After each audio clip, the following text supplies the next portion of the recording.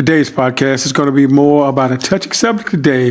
We're going to talk about breast cancer in Black African American women.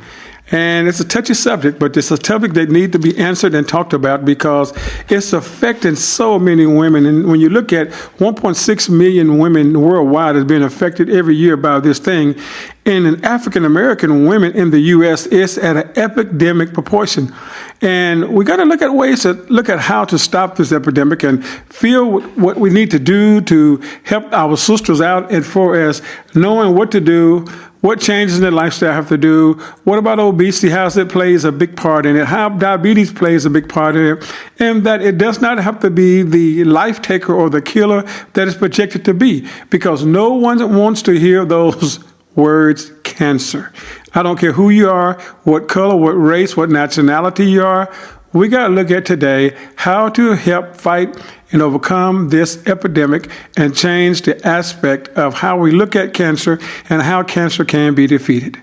Recently, I was talking to a young lady as I was traveling, and she was describing to me some of her fears about some of her friends that have cancer or have died from cancer. And what struck me about this young lady, she was in her mid-50s, probably 50, 55, in that age range, and about 6 or 7 of her girlfriends, as she explained to me, had died from breast cancer.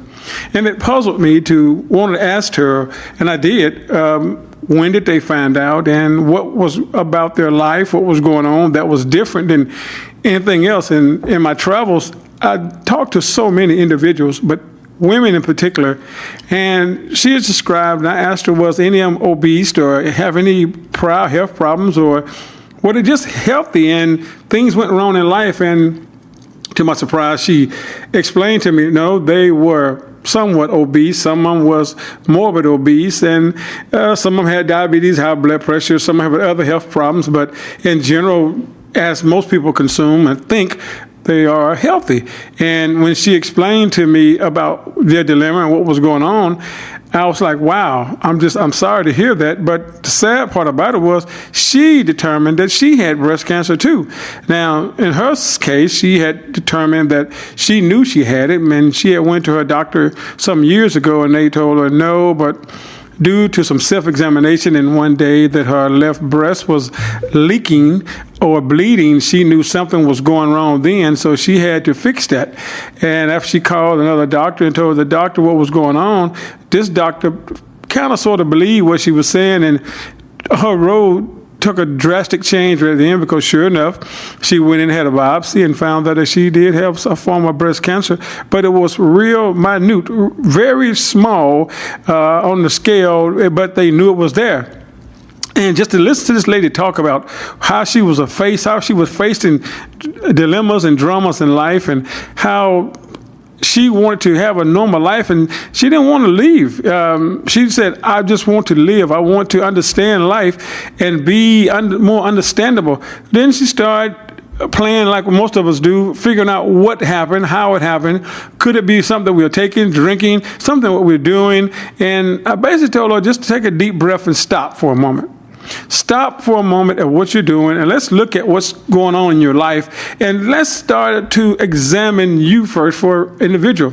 And long story short, we start to find out a lot of things about molestation, divorce, all kind of issues that happened in her life that was causing stress, and it has caused her stress, and she couldn't get over it. She couldn't shake it. She just figured she had the best life. She couldn't get over the things that she felt like she was captured in her marriage, that she couldn't get away, that she had no voice, that she was controlled. Well, then she was controlled as a child. Then she was in a relationship that nobody believed anything that she told them.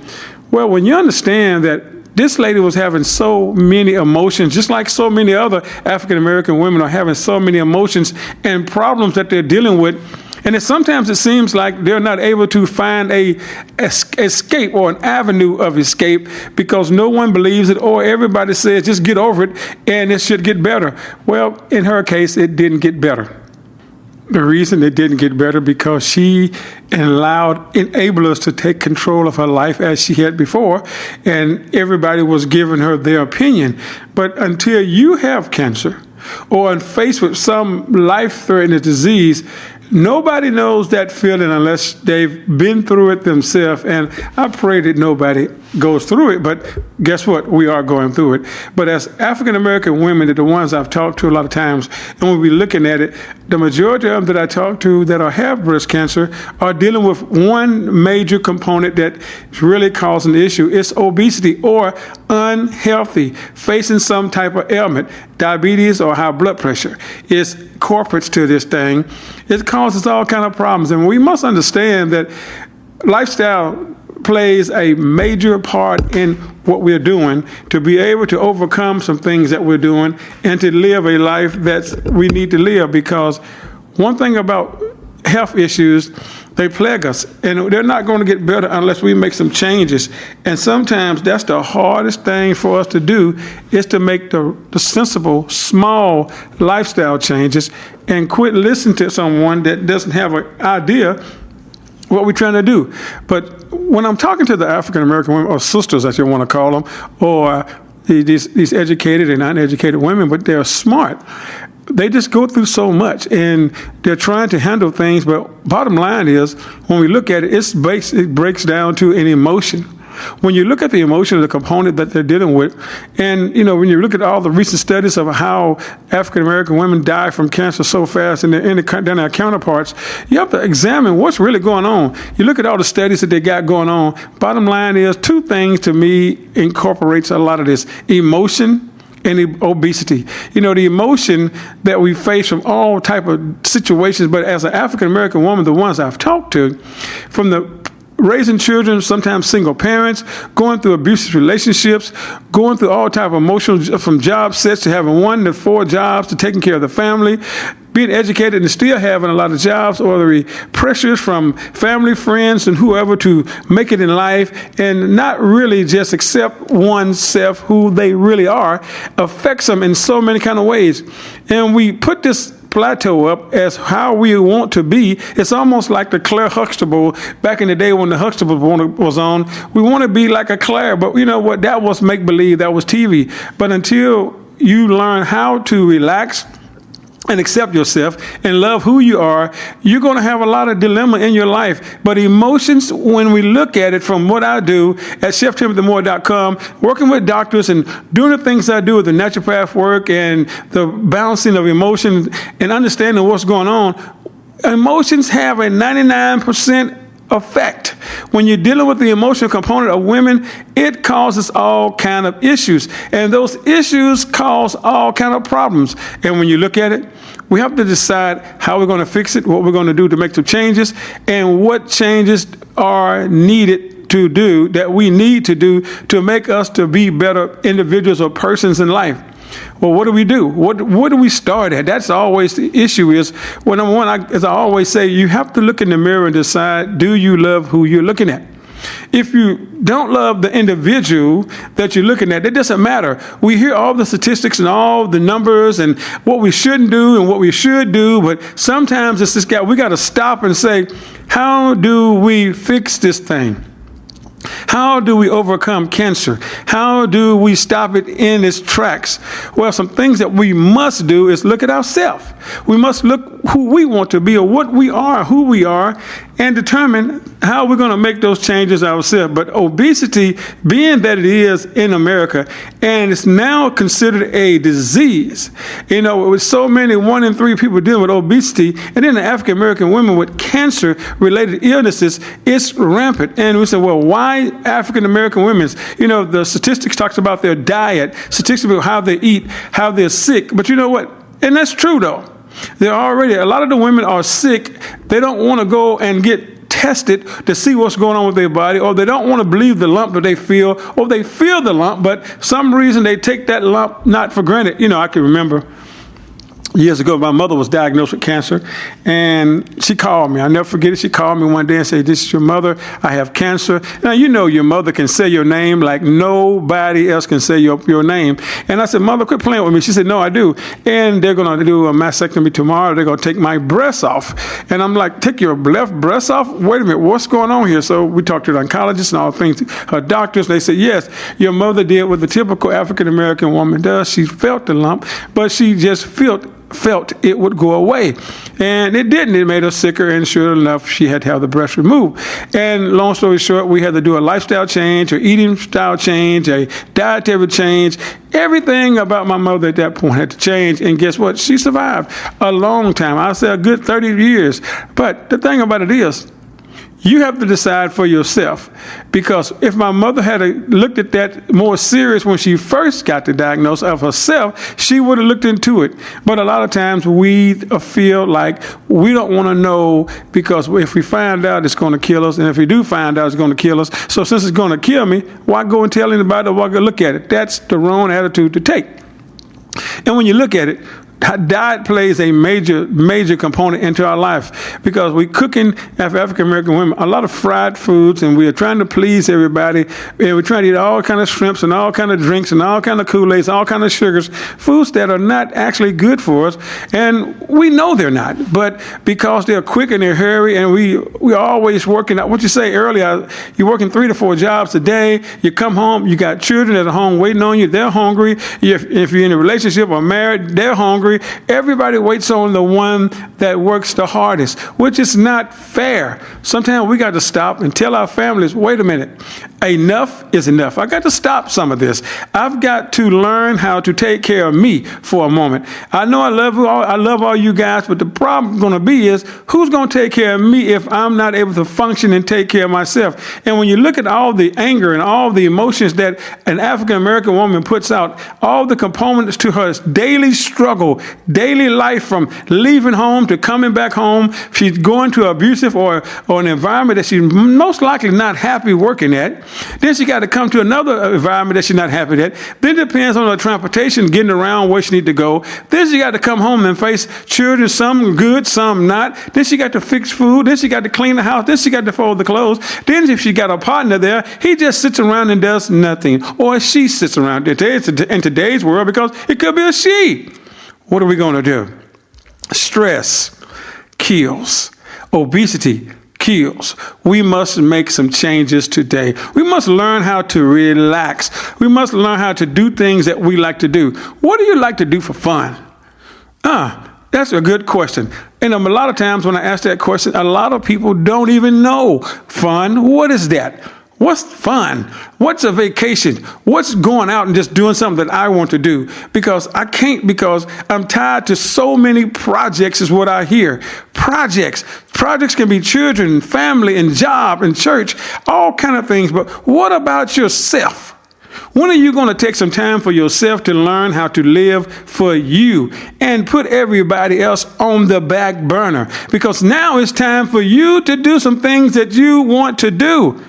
Like live for the day. Enjoy each day for today. Not worry about what someone else is going to say about your life, because you know what? Who cares what they say? At this moment, let's make some changes about our life. Let's learn to live for ourselves. Let's learn to appreciate the individual that you see in the mirror. Stop right now. As you're listening to this, I want you to stop it. Look into the mirror and tell yourself that you love who you are, what you see in the mirror. And if you can't, because you know what? Somebody can't tell themselves they love themselves, and that's so hard. And it's hard to understand why you can't.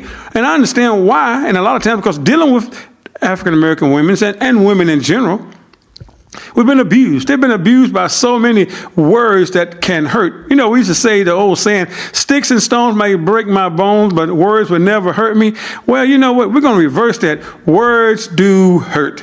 I don't care where we get this from. Words cause a lot of pain. And a lot of times, the emotional component of those words stick into the back of our head. We don't make any changes, and we don't adjust them, and they become part of our everyday psyche. They become parts of our life. So as we're trying to change, we don't change. We let them affect us in ways that is causing us all kind of health issues. And then when we do decide to go to the doctor, we have high blood pressure, diabetes, some type of ailment. And so, well, doc, I eat a pretty balanced life. But that's why I come back and say a lot of times it's dealing with the emotions that we're dealing with. It's not you per se, but the way the emotions that come up in our life, from hatred to bitterness to anger, they affects us in so many kind of ways. Overwhelmed about every day, every component of life, not getting enough sleep, going 24/7, just sleeping on a little at a time, wondering how you're going to make it today or tomorrow, how you're going to function.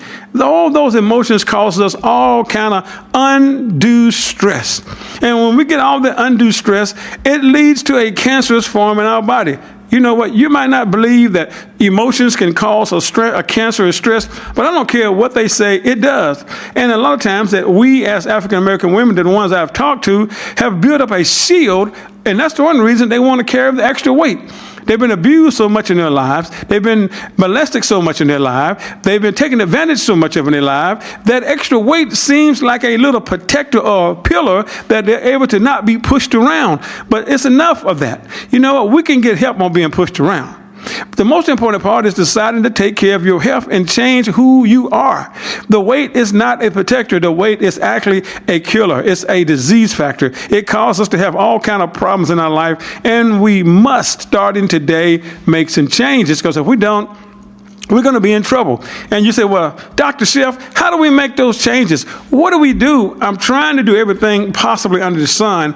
I go to church every Sunday. I pray. I go to Bible study. I read my word. And it just seems like I'm not getting my breakthrough. It seems like everything, Doc, that I'm doing, it's not working.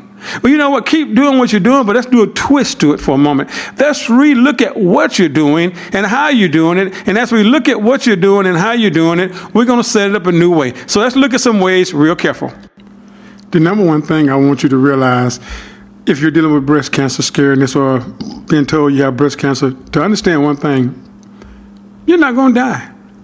It don't have to kill you. You don't have to take that number one diagnosis as, I'm going to die. It's going to take me out, because there's countless of women today that have lived for a lot of years, long time, and overcome breast cancer.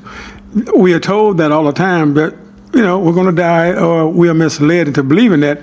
So if you're facing that as a African American woman or a woman in general, that's not true.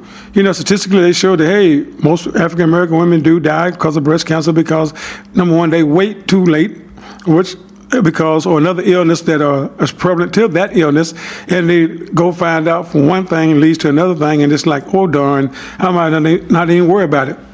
But it's not true. And this heredity thing that we get in our mind, breast cancer is not hereditary.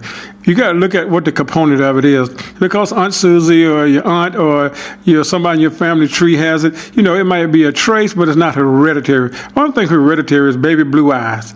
Now, we got to look at what's going on in your component of your life, which I said earlier. If we look at the emotional construction, what's emotional is causing you problems in your life. If we look at that, we're able to make some grave changes and balance out a person's life to make them and help them overcome a lot of the health problems they're looking at. Number two, in African American women, we don't exercise. I don't know if we don't have time. I don't know if we don't believe in exercise. Maybe we're thinking that we spend so much money on our health and our hair that we don't have to exercise. But let me explain about this hair too now. Hair is toxic. We put so many chemicals in our body every week, from our nails to our hair, and from perfumes and deodorants, that our body could be at a toxic overload. And if we look at the toxic overload, it could be one of the reasons that we have so much breast cancer. Could be, because when they're looking at it, they're assuming, well, we're sick. What are we getting sick from? Nobody ever looks at the toxicity of a person to see what's going on with them. Yeah, we got diabetes, we got high blood pressure, we got lupus, we've got fibromyalgia, we got all these ailments. What causes these autoimmune disease? Do we look at all the shampoos and all the things that we're doing to our hair and wonder, is it having an effect on our body? You bet it is. We got to look at some things. We got to stand back and decide, what are we going to do? How are we going to change it? And what small changes we're going to make starting now. But exercise is a major key.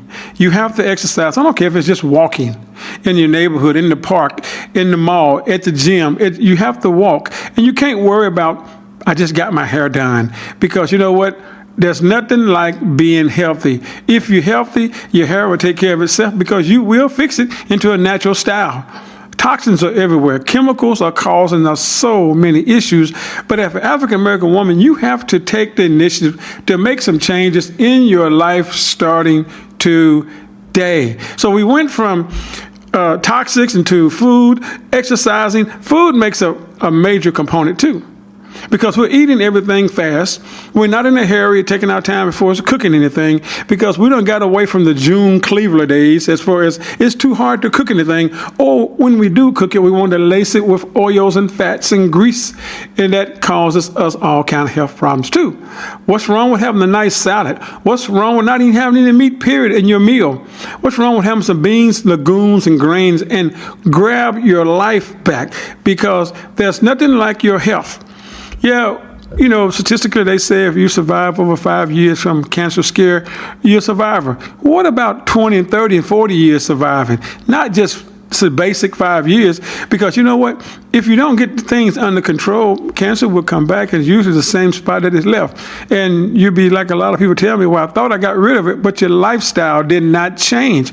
That is a major component.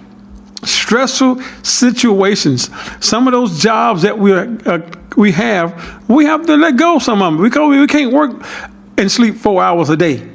We can't do what we're doing. Some of the relationships that we're in, they're going to have to end because they're actually toxing us and causing us all kind of problems, because they're not going to get better. You stand in a situation because what?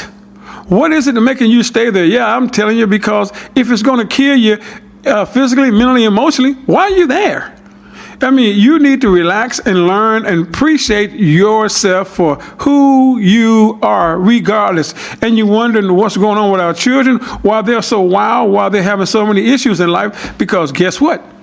They're looking at us and everything that we're doing, and they can't function. And they're having all kind of problems, and they're just like, well, mom and dad is going through it. They're handling it. Why can't I do it? That is not what we need to do. We need to make some changes today. Get up, look at your surroundings, and say, what am I going to do that's different today? What am I going to do that's different today that's going to change my life forever? What baggage do I need to dump off of me? What environmental things around me, soaps and dishes and detergents and deodorants and all kind of perfumes that I'm putting on that's actually toxic to my health? What am I eating in my refrigerator or my freezer that's toxic to my health, that's causing me health problems? What am I holding in that's an anger or emotion that's causing me to stay upset, keep migraine headaches, keep upset stomach, keep my legs and my ankles swelling, keep my fingers swelling? What is it that's toxing me? What do I have to change? Well, Chef Dr. Moore, what do I do? Just change you. Look in the mirror and decide. And sometimes it's not going to be comfortable. Sometimes it's not going to be easy, because we've been doing this so long, it's a part of us. And some of us feel that we have to hold on to something versus having nothing. But what about peace? You know, there's nothing like peace. There's nothing like joy. There's nothing like being pain-free. There's nothing like living today for the day and enjoying yourself for who you are. But we live in a time that we are putting everything before ourselves, and it's causing havoc on our body today. Okay, let's change today. Let's look at our surroundings when we get home, or as we drive in the car, as we jogging. Let's say, I'm going to live for me for once. I'm going to take that vacation that I've been wanting to do. I'm going to go by myself, and I'm going to leave my children, whoever, with a dependable person, spouse or whoever, and I'm not going to worry about them until I return home. That's what I'm going to do. I'm going to look at my wardrobe. I'm going to change some things. I'm going to start me a sensible weight loss program for myself, but it's not going to be just a weight loss program. It's a lifestyle change for me. I'm going to get rid of all those clothes I haven't worn in 100 years out of my closet, give them to someone, or Goodwill, or it's the church pantry, somebody, just to get that old baggage out of my life. I'm going to go back to school if I have to better myself. If I want to do some things that's going to make me feel better about myself. Quit letting other people dictate your future, because you know what? Misery loves company. What are we going to do? How are we going to be the best family person we can be, the best individual we can be? How are we going to represent in front of these children, especially mothers have these young teenage girls, and they're at a point in life that they don't know what they're going to do. They're watching you in an abusive situation, thinking that it's all right to be slapped around, talked about, cussed out, abused. That's not normal. They shouldn't be subjected to stuff like that, because if they don't, they're going to look for a person just like who you have in your life. And you have to ask yourself, do you really want them to have a person like you have in your life? Is that what you want? To have them to have misery? No, you don't.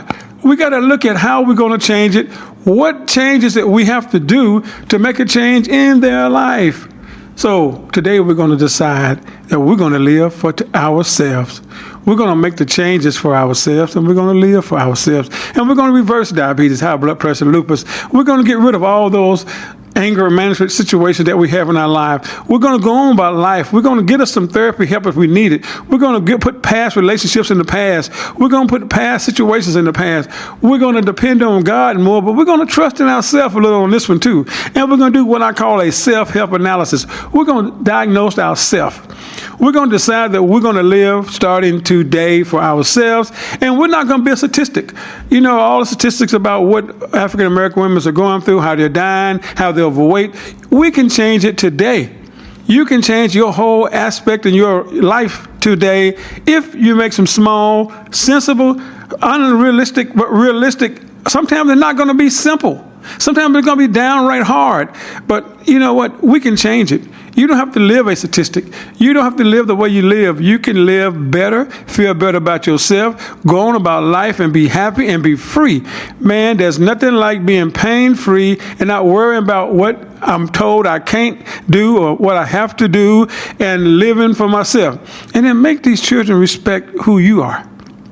Make them respect themselves. Make them to love who they are. Make them to appreciate who they are. Make them to want to be a strong individual. There's nothing like being independent. There's nothing like living for the day. You know, if you are a black female today, I want you to raise your hand and say, I'm somebody. I love who I am. I'm tired of going through what I went through. I'm going to trust in God. I'm going to trust in myself. I'm going to chart me a new path starting today. I'm going to live like I've never lived before. I'm going to appreciate me as a strong black female. I'm going to do some things that I want to do for me. When was the last time you did that? When was the last time you just said enough is enough?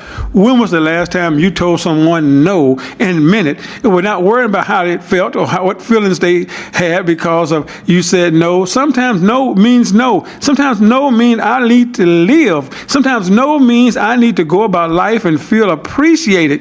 When was the last time you told you was beautiful? When was the last time someone asked you to go out and just be yourself? When was the last time you could be yourself and not worry about being embarrassed with yourself? You know, I'm often told, man, nobody wants to be around someone and have fun and joke and laugh. Why not?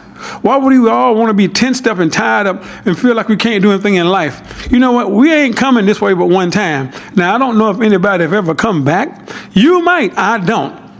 But it's time for you to take initiative of your life. It's time for you to make a change in your life today. It's time for you to believe that you are somebody. It's time for you to stand up and say, I am a proud, strong, independent black woman. It doesn't care if you're married or not, but you're independent, strong, and black. You have a mindset to do some things and change some things about you today. Make those changes. Start to live this moment. Go about designing a program, writing it out. What's going to make you happy? You know what? What would make you happy? What's the number one thing if you could do today, that if you had a magic wand, what would it be? And whatever it is, change it. You do have the magic wand because guess what? It's you. You're able to make those decisions, make those changes all by yourself. So as you make those decisions, and you wave your magic wand, just think about the joy, the pain, the freedom you're going to have. Just think about all the birds and the commerce and all the freedom that you're going to uplift off of you. Just think about all the happiness that you didn't have before. Just think about the joy that you're going to have today. Just think about the things, how you're going to look at life at a different way now. Just think about how you feel at this moment, knowing that you're going to make a change. Just think about it, how you're going to react to your children and your husband and your significant other, whoever it is, because you're making a change. And you know what? Change is different. Sometimes change is uncomfortable. Sometimes change is uncomfortable. But you're going to do it in a way that's going to be awesome. You are a black female. You are a black woman. You are somebody. You are God's precious gift. You're beautiful. You're a queen. Don't let anybody ever take that from you. Live today as your last day. Enjoy each day as the beginning of a new life. Set out the courses of life that you want to do in life that for some reason somebody stole your dream. Grab your dream. Live like you've never lived before.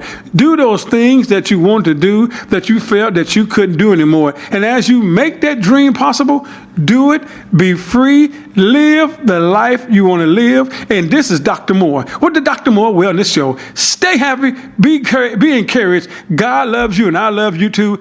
Go after your dream today. Well, that's it.